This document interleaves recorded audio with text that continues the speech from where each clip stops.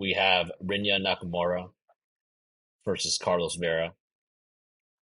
Rinya is 8-0, 5-0 in his last five. He's coming off that decisive decision win over Fermi Garcia, fighting against Carlos Vera, 11-3.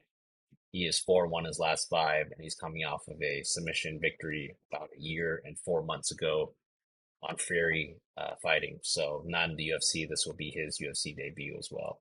I think that he was, if I remember correctly, he fought on the Ultimate Fighter, right? This guy? Hmm. Yeah. So I think he fought Yeah. maybe on like the most recent season. So, but anyways, this is going to be his kind of official UFC debut. Um, Odds for this fight right now, Brenya's a minus 1200. So, and that was actually opened up at minus 900, by the way. So, full steam ahead for the Rinya train or the Vera Fey train, however way you want to look at it. Uh, I'm leaning towards more so that this is going to be the kind of hype train for Rinya. Good prospect, likes to wrestle and throw with speed, power, just great takedowns. I mean, some of this data might be a little skewed just because of his kind of limited record so far, but 4.23 takedowns landed, 85% takedown accuracy. I mean, he just likes to maintain the top control, as you saw in the Fernie Garcia win. His striking is good combo of speed and power, really good straight shots down the middle. So I think he's a classic kind of all around prospect for the UFC. Carlos, he's actually a quick twitch, 135er, has good movement, decent technique, and pop on his kicks. He can also grapple.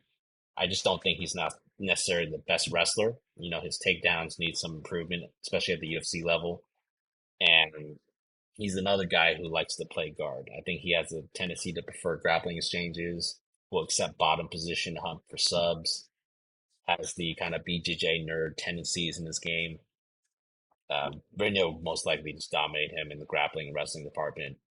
I think most likely also get a ground and pound KO. So pick here is Rinya by KO. When I first saw it, it was minus 1,000 when I first broke this down. Now it's minus 1,200. So wow. I think this is one of those things where it's a parlay stuffer personally, but I totally understand if you don't think that that's a thing that you want to stick in parlays, right? Because you're not adding that much value to your parlay anymore, or even the play. But I could see myself just putting it on just for fun. What do you think about this fight between Rinya and Carlos here, Top G? Yeah. I could see this could probably be like a steamroll of a win for Rinya. What I do see from Carlos, he does have that kind of a dynamic striking. He does some fancy kicks from time to time. Um, he is older though, and I guess that's kind of a running trend in this card. I think, yeah, I think Brenya's he just mixes it up good. He even has powerful strikes. Um, he's picky with his shoots for takedowns. And I just think Rinya's basically like the Bo Nickel of this division. And yeah, he's probably on his way.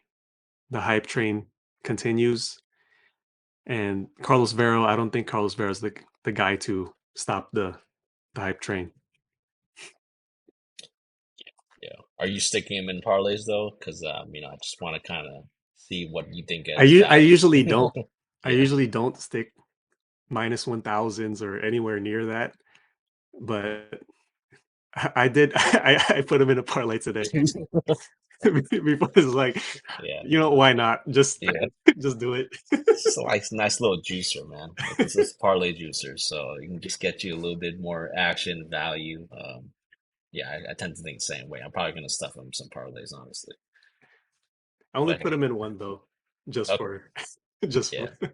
I think he's gonna be the most parlay dude on this card, probably. Um, maybe not the most, but like I think people are gonna have a good long discussion about that. That's for sure.